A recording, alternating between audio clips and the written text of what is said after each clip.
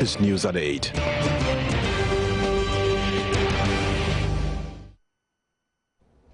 A warm welcome to the Primetime News Bulletin here on Joy News on Multi TV. In this edition, Institute of Economic Affairs asks government to reduce its expenditure by further trimming its bureaucracy so it can save money to meet the demands of labor.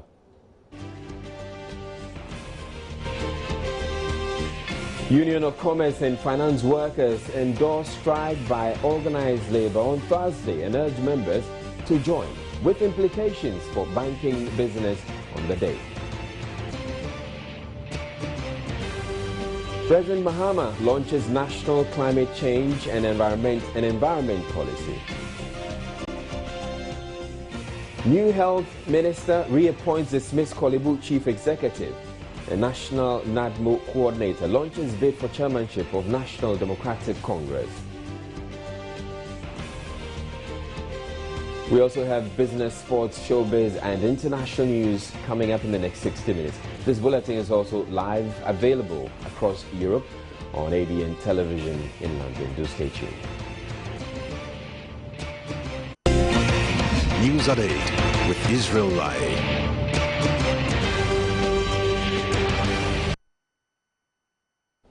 The Institute of Economic Affairs, IEA, is asking government to reduce its expenditure by further trimming the size of government and rationalize the available ministries. This, the Institute says, should save the government some money, which could be used to satisfy the demands of workers and avert the numerous agitations on the labor front. The IEA is also advising government to desist from borrowing to shore up the city, but rather fundamentally transform the economy by diversifying and adding value to exports, while promoting local industries to reduce the demand for imports. Senior economist at the IEA, Dr. John Kwache, while presenting the Institute's mid-year economic review, commended government for conceding that the targets set in the 2014 budget cannot be achieved by close of the year. According to the IEA, although the growth target has been reviewed downwards from a target of 8% to 7.1%, growth will be lower than targeted owing to macroeconomic instability, erratic energy supply, high cost of utility and lack of credit, amongst others. He explained the need for government to cut down on its expenditure through public sector reforms. In an era of liquidity crunch, the government must send a strong signal that it wants to take a lead in the much needed belt tightening and sacrificing by making serious cuts in the spending on government. That will go a long way, to help in quelling the increasing labor agitation. When recently the president did the reshuffle, I was a little bit happy that he merged communications and the information. Of course, now that we've combined them, we have one minister and then I believe two deputy ministers. So we've done away with one minister and two deputy ministers. And then you have a Minister of Agriculture and Minister of Fisheries. And when the labor people see these things, then they will also agitate, say, oh no, then there must be money in the system. You should also pay us. He proposed measures government could adopt to shore up the Ghana cedi. The cedi's persistent weakness reflects the economy's underlying weak structure and then the weak fundamentals. Now we can stop the cedi, stabilize it for short periods of time. But in the long run, unless we tackle the fundamental weaknesses of this economy, the cedi will continue to depreciate, forever. If we are to arrest the cedi decline on a long-term basis, we have to fundamentally transform this economy by diversifying and adding value to our exports, promoting domestic industrialization so that we can reduce our demand for imports, and then also entrench fiscal discipline, because fiscal policy tends to be a source of demand pressure, which also contributes to depreciation of the currency. The IEA also advised government to reduce borrowing, to reduce interest costs, and also phase out universal subsidies and strengthen social intervention programs targeted at the poor. Abigail Admakwenchi for Joy News. Meanwhile, 2 members at the College of Health Sciences in Korle have begun an indefinite strike to demand full payment of allowances due them. They claim management has refused to abide by an agreement they had with the Fair Wages and Salaries Commission. The workers who had locked up some facilities when the news team arrived say they will not be returning to their posts until their premiums are fully paid. They described the decision by management to pay a fraction of what they are due as unacceptable.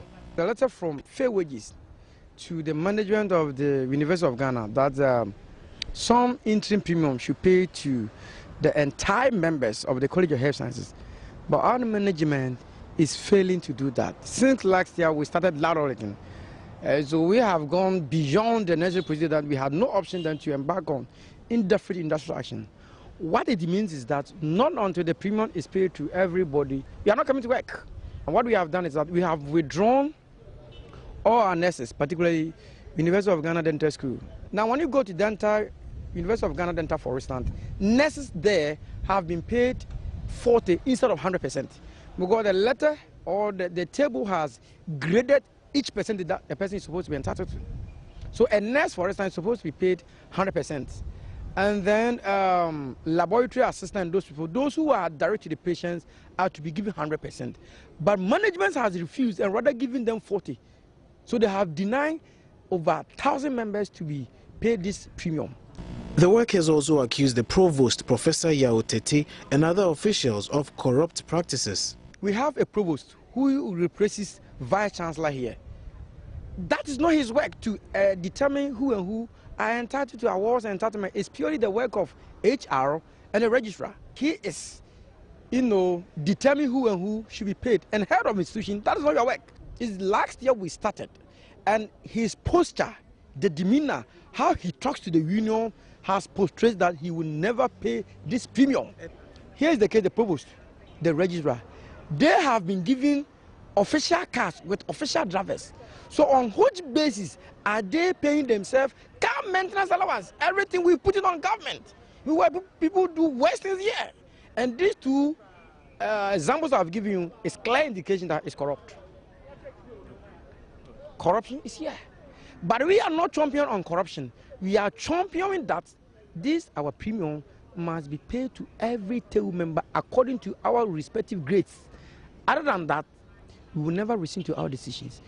Meanwhile, the Kolebu wing of the Federation of University Senior Staff Association of Ghana, FUSAG, are also set to embark on a strike come Thursday, July 24. Another development, organized labor's call for a nationwide strike on Thursday appears to be drawing a lot of support from other unions. The Union of Industry, Commerce and Finance Workers, UNICOF, is asking all their members to join the strike on Thursday. UNICOF's decision, however, has implications for people who may require financial transactions on the day as their members work or come from the commercial banks and other financial institutions. The union maintains the decision to join the strike is informed by the free fall of the Ghana cedi.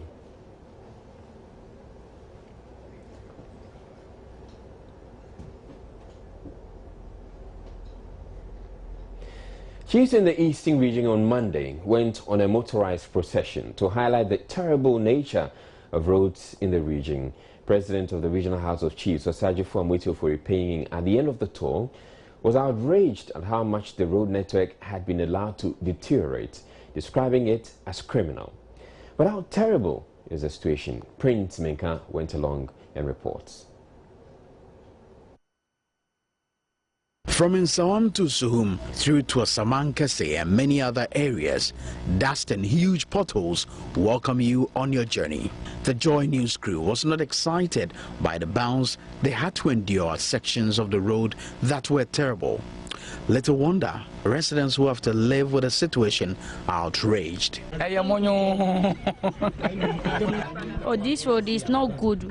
We beg the government, our MP, to maybe do something for us.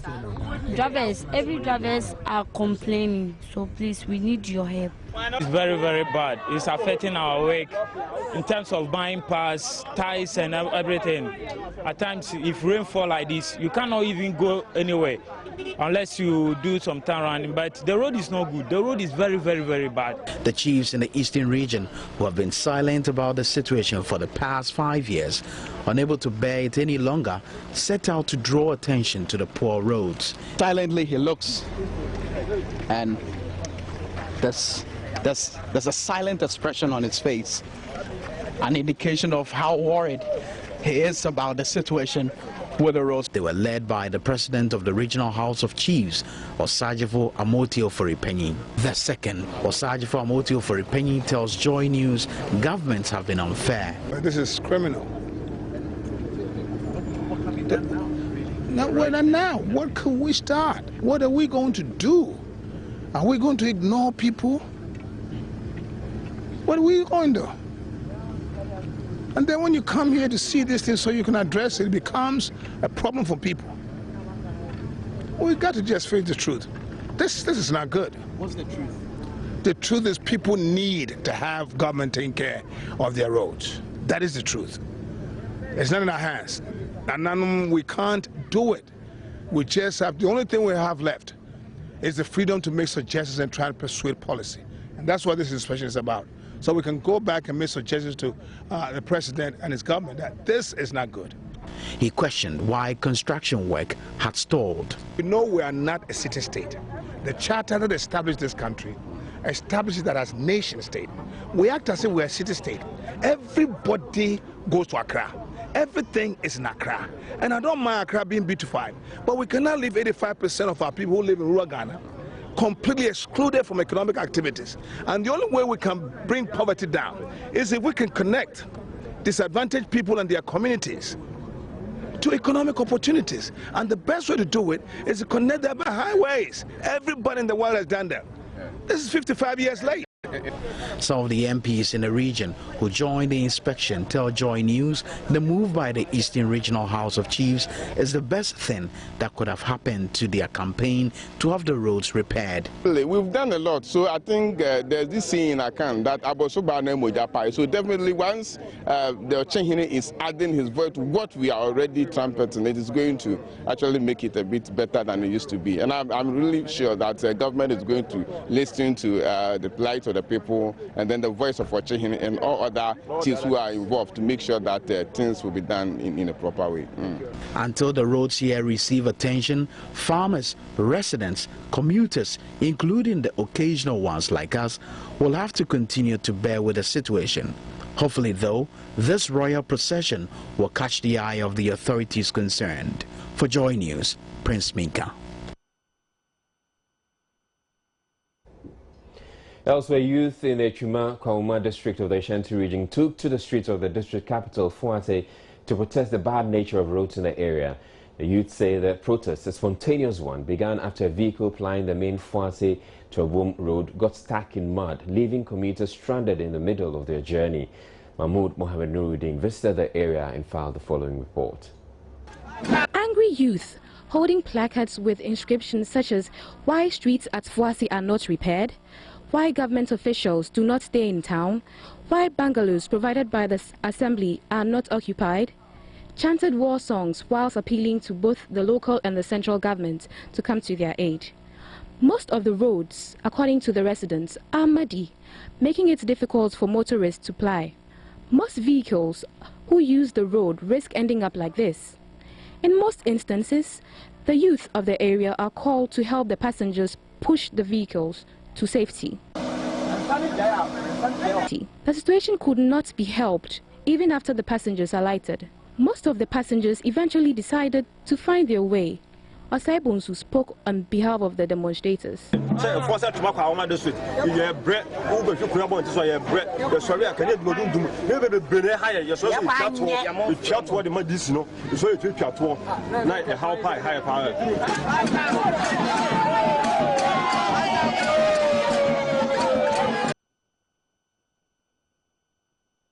In other news, Health Minister Dr. Kwaku Agyeman-Mensah has suspended an earlier decision by his predecessor, Sherry Ayete, to dismiss Reverend Albert Boche as acting CEO of the Korle Bu Teaching Hospital.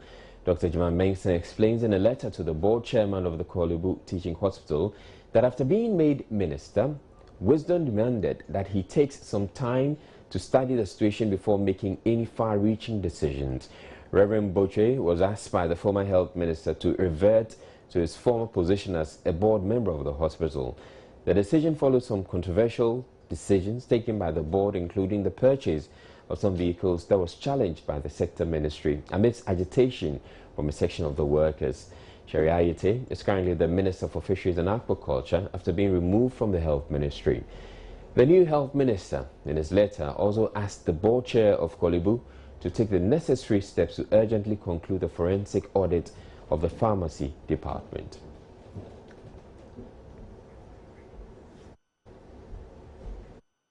We'll take a break, but we have more stories coming up. Stay tuned. Ghana now has a national climate change and environment policy. President John Mahama, who launched the policy, said funding will be sought from both local and international sources for its implementation.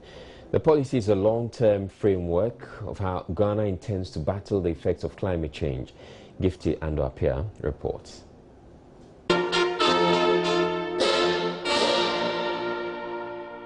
Government will adopt innovative means of mobilizing sustainable public and private financing to support the implementation of the policy from both national and international sources. The future of our beloved country and the future of generations to come will be affected by how well we implement this policy on climate change. The twin policy, National Climate Change and National Environment Policy, provides guidelines on how to deal with climate change in a Ghanaian context. The areas of focus include agriculture and food security, disaster preparedness response, and social protection nets for those who suffer most from these, such as the extremely poor and physically challenged. Director of the Institute of Environmental and Sanitation Studies at the University of Ghana, Professor Chris Gordon, who led the research for the policy, indicated the current climatic conditions could spell doom for commercial production of major crops, including cocoa. Reason enough to fast-track implementation. Please let us stop thinking about the climate change challenge. Let us think about the climate change opportunity. We do not decide, let us do this because Togo does it or is done in the US. We do it because it is relevant for our conditions, our circumstances, and will solve our problems. If the trend continues, we will no longer be able to produce cocoa in commercial quantities. We can have it as an ornamental plant in a botanical garden. Now think of the implications of that. The new Minister of Environment, Science, Technology and Innovation, Akwesi Oponfosu, said the policy opens a new chapter in environmental management in Ghana. National environmental policy is to ensure sound management of the environment and sustainable use of resources to avoid irreparable damage to the environment. The policy will therefore serve as a guide for environmental governance in Ghana. The main aim is to define environmental agenda and link it to economic growth and poverty reduction. President John Mahama said addressing climate change is among the top priorities of his government. Earlier this year, we experienced the reality and the direct impact of climate change when, for the first time in Ghana's 57-year history, we had a heavy downpour of rain during our Independence Day celebration on the 6th of March. And so there's no more debate about what is happening. The reality is home on earth. It is government's expectation that all stakeholders would buy into the vision that government has articulated in this policy and align their programs with the key priority areas that have been outlined in the document. He charged ministries, departments and agencies to respond to the policy accordingly. There are opportunities that can lead us to realizing the long-term development objectives of our country. Our vision in this connection is encapsulated in the Ghana National Climate Change Policy, which we are launching here today. Efforts have been made to address the issue in the National Planning and Budgeting Guidelines. The objective in doing this is to provide a catalyst for ministries, departments, and agencies, as well as metropolitan, municipal, and district assemblies to respond to the preparation of their medium-term development plans. Africa is rated the most vulnerable continent to the effects of climate change. Officials are saying that this policy is Ghana's response to the major socio-economic effect of climate change. But here in Ghana, many have questioned the commitment and ability of leadership to the word implementation. Kifty Andopia, Joy News, Conference Center, Accra. Executive Secretary of the Ghana Integrity Initiative, Vitas Azim, has charged donor partners for developmental projects in Ghana to be keen on monitoring how funds are disbursed and used. At the launch of an EU project, RED Plus, Governance in Finance Integrity for Africa, he regretted most funding are misused and improperly accounted for. The EU project, RED Plus Governance and Finance Integrity for Africa, is aimed at reducing emissions from deforestation and forest degradation, with an overall objective to improve anti-corruption policy and practice in Ghana. So because of that, we put in place several mechanisms to ensure that the process so far is transparent. We do extensive consultation and partnering with our stakeholders, including the IUCN and other key actors involved in RED Plus implementation in Ghana.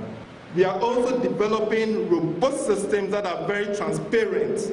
For example, a registry, for example, an MRV system, benefit sharing framework, and grievance redress mechanism. The project, he adds, also seeks to strengthen citizens' engagement to increase the demand for transparency and accountability towards reducing emissions from deforestation and forest degradation. Executive Secretary of the Ghana Integrity Initiative, Vitas Azim, regretted that most funding for developmental projects are not used for the intended purpose, making them suffer.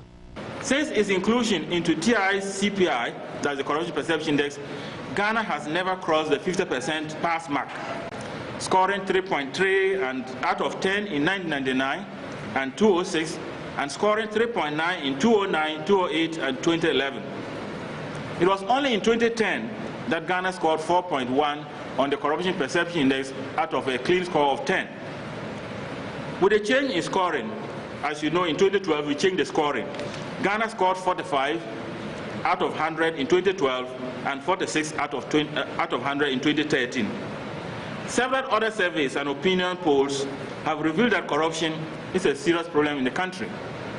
With the current levels of national corruption and the governance weaknesses, there is a high risk of negative impacts on the effectiveness, efficiency, and equity of climate finance. Organizers are certain RED Plus will be operational in Ghana in 2015 to help implement policies that will solve the country's forest issues. Former head of the Narcotics Control Board, KB Kwanting, has expressed concern over the general decline in moral values in Ghana. He is particularly worried the national values of honesty and integrity have been mortgaged for selfish gains. He was speaking at an event to honor him and his contribution to society. KB Kwanting minced no words when he spoke about the general decline in moral values in Ghana. Over the years, I have agonized over how our poisonous, acrimonious political architecture had destroyed not only our leaders, but the nation itself. Every leader has been insulted, vilified, and disgraced. Roll back to Kwame Nkrumah, Kofi Abdul-Buzia, Kutu Achiampon, Hela Reman, Jerry Rawlings, John Kufuor, John Atta Mills, and currently John Mahama. A nation that spawns such quote-unquote useless leaders must be a bogus nation with bogus people. But are we a bogus people? So why are we destroying ourselves? Dirty politics.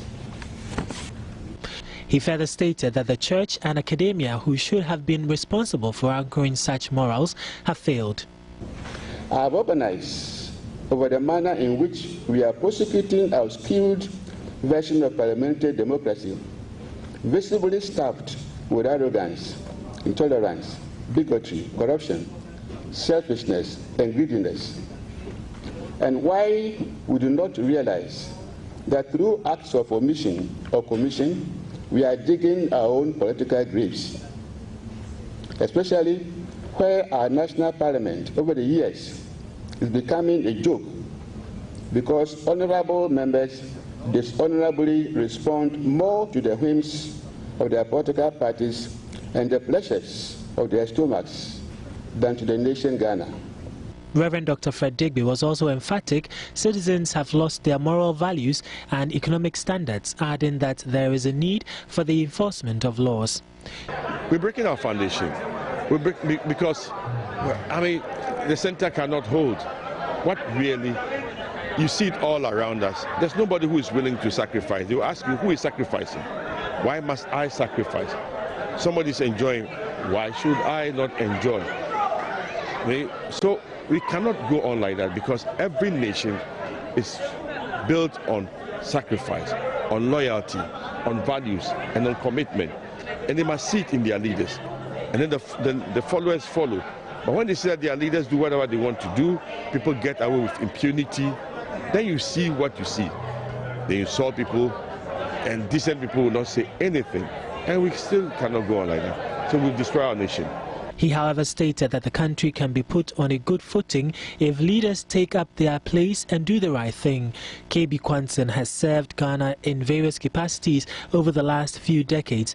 Apart from his role at the Narcotics Control Board, he was also a former National Security Coordinator.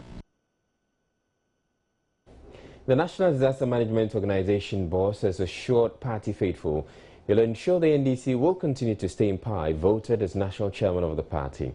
He vowed to unify the party at the official launch of its campaign to contest the position in the elections to be held in October this year. Kofi Potofi at the launch said his campaign will be based on 4 thematic areas: unity, teamwork, accessibility and victory in the 2016 general elections. According to him, unity in the party is hanging on a thin thread and needs strengthening so as to restore the confidence of supporters. He says teamwork is crucial if the party is to retain power in the 2016 general elections. Kofi Potofi was, however, worried about the inaccessibility to the party's higher hierarchy and vowed to change the trend. The lack of access of information and leadership has nearly ruined the confidence in leadership. It has not only created suspicion, but heightened suspicion among our people. I shall endeavor as chairman to make myself available to everybody in the party 24/7, and will encourage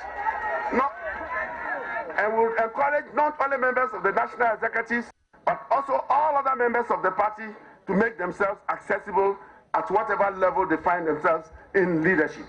I will offer sincere, honest, transparent, committed, as well as accountable leadership on my election as chairman. I am sure our party shall rise with hope for the men, women, youth, as well as those living with disabilities.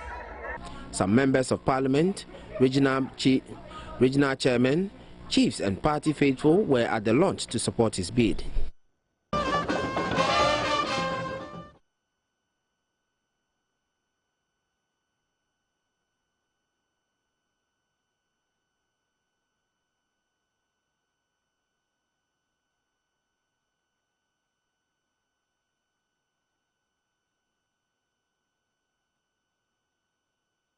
Deputy Upper West Regional Minister Dr. Mushaibu Mohammed Alpha has assured President Mohammed's administration would ensure equity in quality education and other social amenities. He gave the assurance at a sword-cutting ceremony for a Community Day Senior High School at Dorimu in the Wa West District of the Upper West Region. Rafiq Salam's report from Dorimu in the Wa West District. The National Democratic Congress in its 2012 manifesto pledged to, upon retaining power in 2012, build 200 community day senior high schools across the country. The aim of the project is to increase access to secondary education in underserved districts, as improved quality in low-performing senior high schools. President John Dramani Mahama last March broke the grounds to set the tone for work to begin simultaneously in the first 50 recipient communities. In some of the communities, there were disagreement as to where the school will be sited. A clear case is that of Dorimo and Wichia, where the two communities could not agree to which of them to host the school. Member of Parliament for the Wa West constituency, Joseph Yilitre, after the community settled on Dorimo, urged the communities to work together to make the project a success. The Upper West Regional Director of Education, Idrisu Mahama, who spoke on behalf of the Minister of Education, advised the youth to always address issues at home instead of going to the law court. This is a matter which should be addressed by the youth through their elders, instead of holding the authorities of GES every time to court, calling on other sectors like the regional director, the district director, as if they were responsible giving the land for the construction of the school. The Deputy Upper West Regional Minister, Dr. Mohammed Alpha, and the Wa West Member of Parliament, Joseph Yilitre, later broke ground and planted a tree to symbolize the commencement of work. Rafiq Salam's report from Dorimo in the Wa West District. Up next, we bring you business news.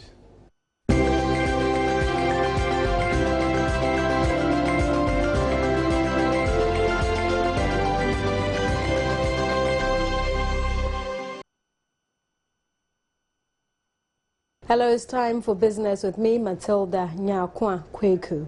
As organized labor prepares to embark on a one-day demonstration this Thursday in protest of the harsh economic conditions in the country, Chief Executive of the Ghana Employers Association, Alex Frimpong, is calling on government to quickly come up with short-term measures to help stabilize the economy. He said the current economic situation was negatively affecting businesses. Speaking on the sidelines of a news conference organized by the GEA on illicit trade Tuesday morning, Chief Executive Officer Alex Frimpong said the increased cost of production in the country was making it difficult for businesses to remain competitive. Well, I'm sure you don't need any rocket science to know what is going on. Many inputs that are used by businesses are on the rise, and this will call into question the competitiveness of business activities in the country.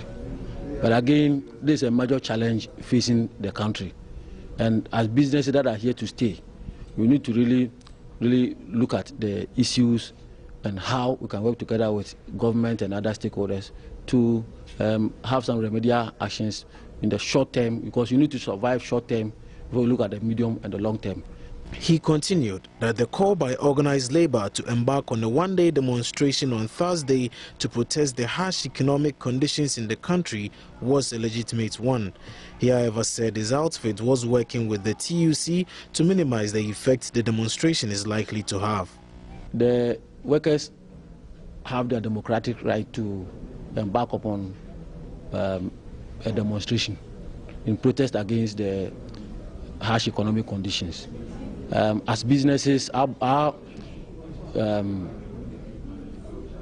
take here is to ensure that this activity does not disrupt our businesses, our operations, and we are working together with the TUC to make sure that we minimize such impact on our businesses. The GEA is currently embarking on an action plan to combat counterfeit and illicit trade in the country. The Finance Ministry says it expects the country's donor partners and rating agencies to respond positively to the revised budget estimates approved by Parliament last week. Ghana's donor partners have still held up funds for various developmental projects due to concerns about the management of the economy, while some rating agencies have also downgraded the country's creditworthiness because they say it has failed to check budget overruns. But Deputy Minister of Finance Ato Forson is confident the verdict on the economy by these institutions will be revised soon. Rating agency Fitch is expected to review Ghana's credit ratings in September.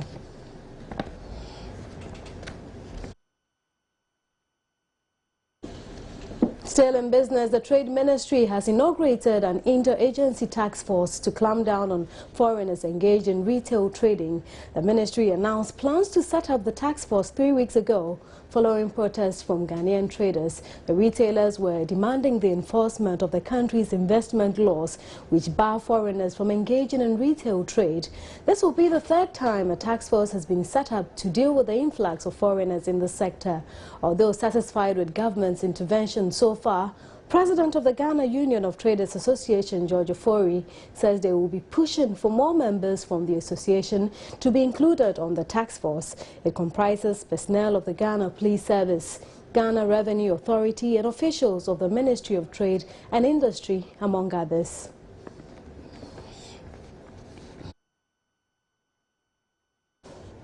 In a move to enhance customer experience, Airtel Ghana on Tuesday opened a new premium retail shop at Kaneshi in Accra to provide mobile money and internet cafe services to those in and around the area, as well as serve as a sales point for Airtel. Managing Director for Airtel Ghana, Lucy Quist, said the company will continue to enhance the retail experience for all its customers. According to the Managing Director for Airtel Ghana, the retail shop will offer a bouquet of services, including providing customers with fast and convenient customer service, with all their needs taken care of as quickly as possible. Customers need a touch point, so we listen to them, and customers have said they want places where they can come and interact with us. And so we are refurbishing and rebranding our existing shops based on what the feedback customers have given us, but equally we're actually launching new shops as well. So it's a mixture of refurbishing the old, but also bringing in some new, so that we're bringing in state-of-the-art shops, big investment to ensure that customers get the right experience when they're in the shop. They're comfortable, all manner of customers are served, but also that the experience that they're looking for, the responses to their queries. The shop has an interactive arena for customers as well as a premier lounge where faithful customers are given special customer care services. It also affords the company an opportunity to give customers the overall retail experience that it has to offer. Yakuba Amwa, Director in charge of customer experience, explained the launch of more shops around the country is a significant achievement for the company. She highlighted the importance of engaging with customers on a daily basis. We always have what we call an outside-in approach, where we have an outbound team who call our customers for insights. So in terms of the products we roll out, the initiatives that we come out with, even the means of contacting our customers, we ask them, how do you want us to contact you? What products will interest you? So these are the things we do that informs us on what kind of products and services we should roll out to our customers. Airtel Ghana says it is continually working to expand its boundaries through excellent customer service delivery and infuse innovative thinking.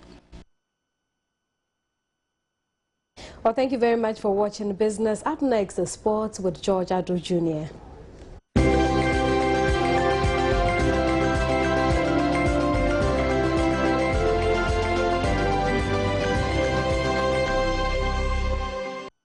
All right, let's start sports now, and a very interesting story coming up then. The AFCON winning squads of the Black Stars certainly have threatened to heave cases on the senior national football team if government fails to honor its promise of rewarding them for their toil. President John Mahama announced he had directed that 1.7 million Ghana cedis be given to the ex-footballers prior to the World Cup. While the ex-Black Stars players are yet to receive their amount weeks after the World Cup and are livid.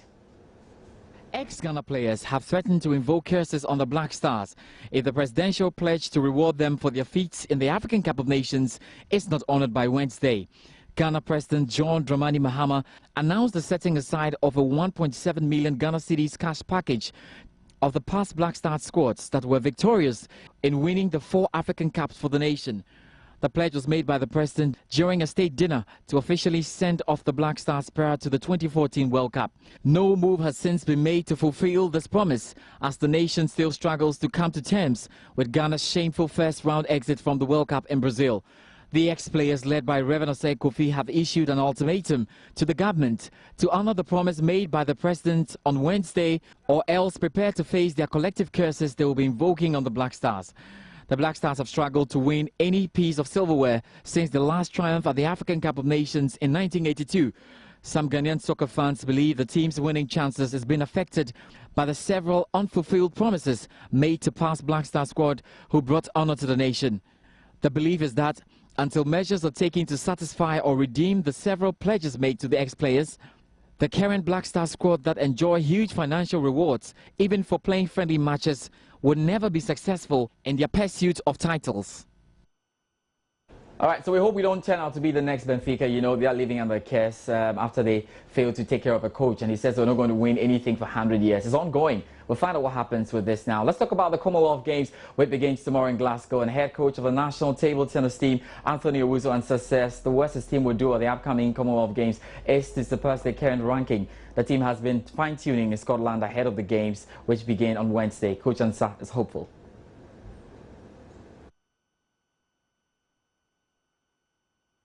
It's been quite a while that we are getting such an opportunity to prepare before the games, and I believe that it serves as a motivation to the players, and they are showing their appreciation by also giving up their best in training, and I hope they will translate this in the final competition.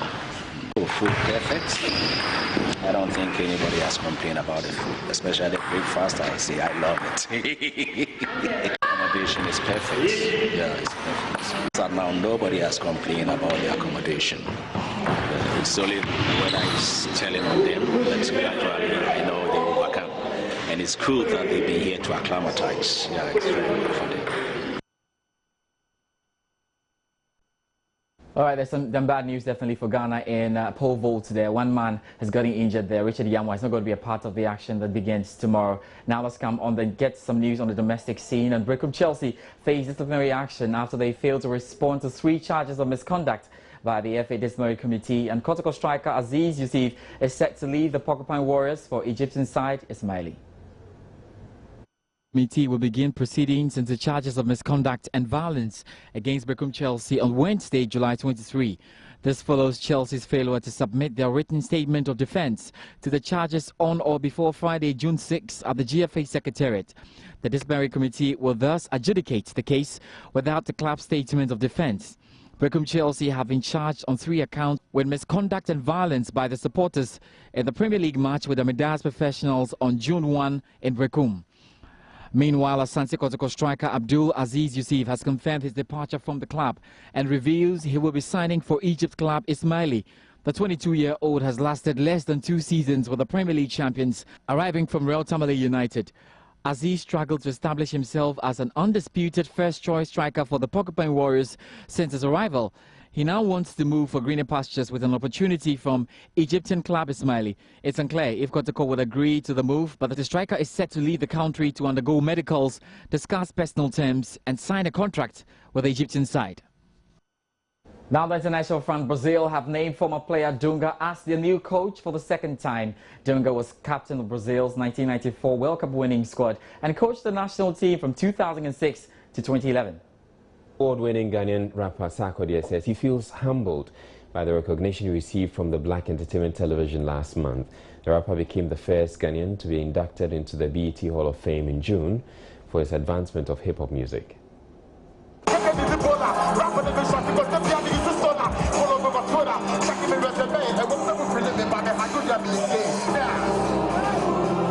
Sarkodie's induction into the BET Hall of Fame followed his 2nd nomination for a BET award this year. He jointly won the award for Best African Act at the BET in 2012 with Nigeria's Wizkid. And although he was nominated for the same award this year, Nigeria's Davido snatched it. But Sarkodie nonetheless managed to get a star with his name in the BET Hall of Fame, a gesture he relishes greatly. They did that for all the nominees, which I was involved. I was a nominee, so they just just did that for all of us, like a welcome, and then they did that on the floor for us to know that we're that important to them, and that's why I actually took a picture of it. I was overwhelmed, so yeah, I just thought it was a good thing. And big up to BET, they gave us a good opportunity from the platform itself to the interviews and everything, and even that you talked about, so that actually shows you how deep they take us. Yeah, so. Sarkodie at the weekend joined colleague rapper EL for his BAR concert, his first performance in Ghana since attending the BET LA event in June.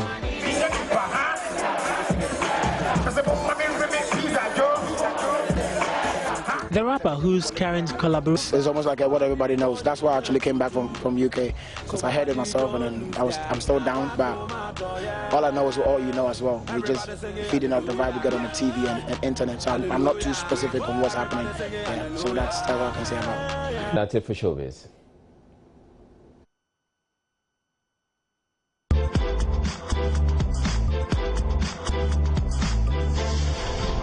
Showbiz